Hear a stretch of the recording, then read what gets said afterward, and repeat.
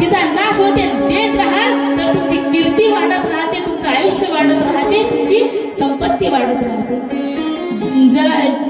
जमिनीने जर हा विचार केला की मी माझं जे बीज आहे तर ती माझं बीज माझ्याच गर्भामध्ये साठवून ठेवते, तर एवढे मोठे जे झाड आहेत, जे वृक्ष आहेत, जे सृष्टी आहे, तर ती सृष्टी तयार होत नाही. पाण्याने जर म्हटलं की मी थांबून राहतो तर ते पाणी खराब झाल्याशिवाय राहते. एका ठिकाणी थांबलेलं जे जल आहे त्याच्यामध्ये जीव जंतू किडी कीटक तयार होतात. जे आपल्याजवळ जे साठवलेलं जे धन आहे, आपल्याजवळ जे साठवलेलं धन आहे ते जर का साठवून ठेवलं महाराज तर ते तसंच्या तसंच राहतं. ते तसंच्या तसंच राहतं. मग नंतर तेच जे धन आहे तर तेच धन जे आहे तर ते तुम्ही देत राहिले तर दिल्याने धनाची शुद्धता होते. देत राहिलं धनाची शुद्धता होते. पाणी जर अखंड वाहत राहिला तर पाण्याची शुद्ध वाहण्यामध्ये देण्यामध्ये जे आनंद आहे तर ते घेण्यामध्ये नाही. म्हणून भगवंत कसं आहे, आनंद स्वरूप आहे. म्हणून देत राहा, म्हणून देत राहा. तुमच्या घरी कोणी याचक आला तर त्याला काही ना काही जे धन आहे त्याला जे आवश्यक आहे तर ते देत राहा. तुमच्या गावामध्ये एवढा मोठा भागवत सप्ताह चालू आहे, याच्यामध्ये वर्गणीची आवश्यकता असते, अनेक चांगल्या गोष्टींची आवश्यकता असते. इथे श्रमदानाची आवश्यकता असते. तन, मन आणि धन. ज्याच्याकडून धनाने सेवा होत नसेल त्याने मनाने सेवा करावी. ज्याला मनाने सेवा होत नसेल त्याने तनानं सेवा करा, शरीराने सेवा करा. नाही काही होत असेल, नाही देणं होत किंवा पैसा, धन दिलं पाहिजे. दिल्याने धनाची शुद्धता होते. नाही देणं होत पैसा तर मग आपल्या शरीराने तरी या कार्याकरिता झटत राहावं. कारण तुमच्या गावामध्ये हे जे कार्य बघा, हे जे कार्य सुरू झालेलं आहे सत्संग, याला म्हणतात सत्संग. सत म्हणजे सत्य, सत्याचा संग. सत्य संगाच्या शिवाय ज्ञान मिळत नाही.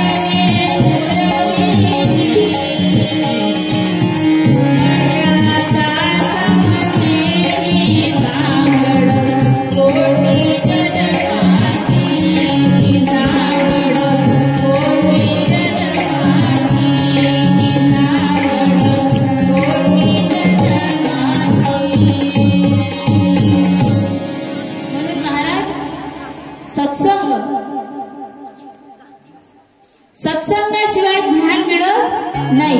ज्ञान जर का मिळवायचं असेल तर सत्संग केल्याशिवाय ज्ञान मिळत नाही. सत्संगाविना ज्ञान मिळेना सद्गुरु बोधाचे.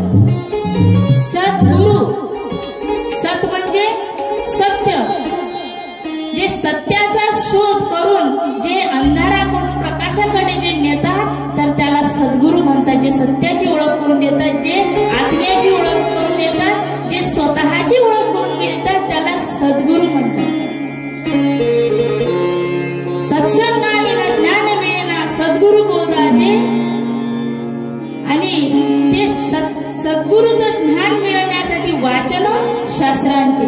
शास्त्र वाचणे आधी पाहिजे. सेवा वडिलांची, जे वडील आहेत, जे थोर आहेत, जे संत आहेत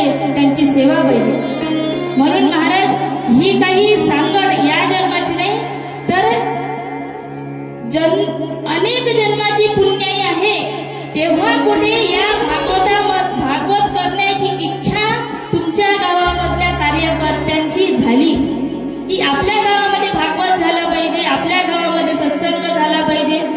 आमचा जो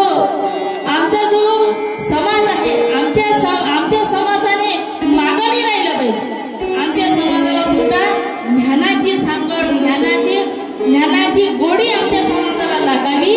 त्याच्यासाठी हा जो ज्ञान यज्ञ सप्ताह आहे, हा ज्ञान यज्ञ सप्ताह आमच्या या कार्यकर्त्यांनी ह्या घडवून आणला.